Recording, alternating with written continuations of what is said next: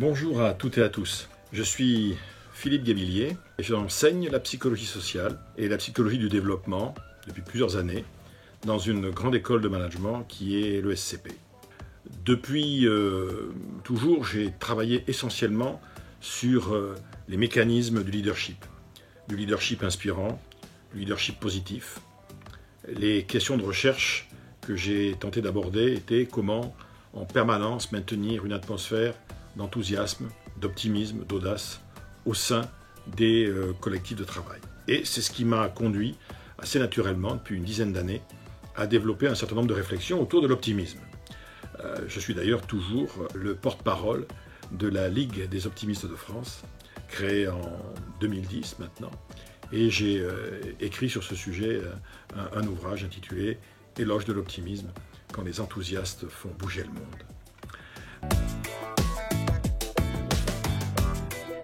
L'optimisme, c'est dans le fond deux choses. C'est une confiance a priori dans l'avenir, dans les autres et dans soi-même. Mais cette confiance n'est pas une confiance aveugle. L'optimiste fait confiance, mais il a aussi la certitude, c'est pour ça qu'il est optimiste, qu'en cas de problème, en cas de difficulté, en cas de revers, il saura quoi faire. Il saura où mobiliser des ressources, des talents, des solutions pour affronter justement les échecs ou les difficultés. Être optimiste, dans le fond, en particulier dans le monde dans lequel on vit aujourd'hui, c'est être capable, pour soi-même et pour les autres, de mettre le réel, la réalité, sous tension positive. Dans le fond, c'est le contraire d'une illusion. L'optimiste ne s'illusionne pas du tout, simplement, il regarde la réalité telle qu'elle est. D'ailleurs, un optimiste ne refuse pas, au contraire, de voir le côté négatif des choses. Simplement, le point de vue optimiste fait qu'on refuse de s'attarder sur ce côté négatif plus que de raison, trop longtemps, en quelque sorte. L'optimiste va tenter d'anticiper de façon positive, voir ce qui pourrait s'améliorer, ce qui pourrait bouger dans le bon sens. Et surtout, il y a dans la posture optimiste sur la vie, c'est vrai, une foi assez forte dans le pouvoir de l'action et de la liberté. Et donc de la liberté d'action, ce que certains philosophes appelaient, continuent d'appeler d'ailleurs, le libre arbitre. Le management a quasiment un devoir d'optimisme. Simplement parce que, comme je dis souvent, si vous ne pensez pas que votre optimisme de manager peut remonter le moral de vos troupes, essayez donc avec le pessimisme et vous allez voir rapidement ce qui va se passer. Sur le champ managérial, dans le monde du travail, l'optimisme, c'est un triple devoir. C'est un devoir de lucidité, car la situation est difficile, c'est un devoir de recadrage, et c'est aussi un devoir de proactivité.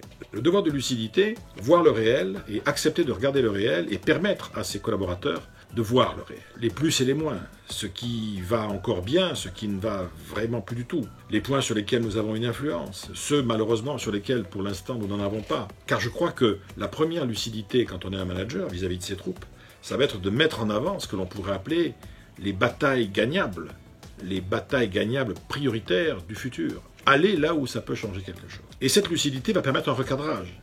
Le recadrage, il est effectivement au départ sur les forces, les points forts. Il y a plein de choses qui ne vont pas ou qui ne vont plus. Mais ce n'est pas sur ça que nous allons rebâtir. On ne peut rebâtir avec une équipe, un collectif, un groupe projet, le personnel d'une entreprise, que sur ce qui va bien. Nos points forts, nos qualités reconnues, nos compétences, bien évidemment. Tout ce qui est de l'ordre du potentiel. Et bien évidemment, on doit aussi recadrer sur les leviers d'action. Il y a plein de domaines sur lesquels nous n'avons pas aujourd'hui de marge de manœuvre. Allons mettre notre énergie là où nous pouvons encore influencer, faire bouger les choses. Nos priorités budgétaires, la relation avec nos clients, etc. Donc capitaliser sur les forces d'un côté, premier recadrage, et ensuite sur les points sur lesquels nous pouvons faire levier, sur nos marges de manœuvre, deuxième recadrage. Et puis enfin, un management optimiste, un leadership optimiste, est d'abord un leadership et un management de proactivité. C'est-à-dire que, tant qu'à faire, le futur ne sera fait que des solutions que nous allons trouver et mettre en œuvre. Et il faut accepter, en toute logique, de mettre en œuvre aujourd'hui sur le terrain très vite des solutions temporaires, partielles, probablement imparfaites, mais qui vont contribuer à faire bouger les choses.